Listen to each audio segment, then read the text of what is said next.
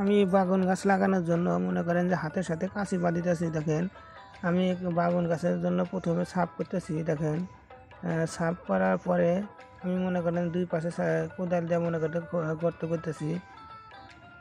গর্ত করার পর কিছু মনে করেন জৈব সার আমি ওখানে মিক্স করতেছি। এরপরে মাটি দিয়ে মনে করেন যে একটু মিশাইতেছি। এরপরে বাগানের চারাটা একটু শাবল ধারা মনে করেন গর্ত করে আবার লাগাইতেছি।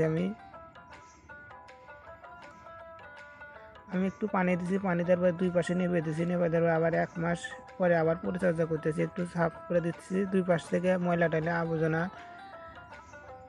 দেখেন কী পরিমাণ কলি এসেছে, দেখেন বাগানের সাথে কী পরিমাণ ফুল এসে গেছে। দেখেন আপনারা 1 মাস পরে, দেখেন 3 মাস পরে বাগানের চেহারা দেখেন। দেখেন আরও কী সুন্দরভাবে ধরছে। দেখেন আপনারা, দেখেন কত সুন্দর বাগান।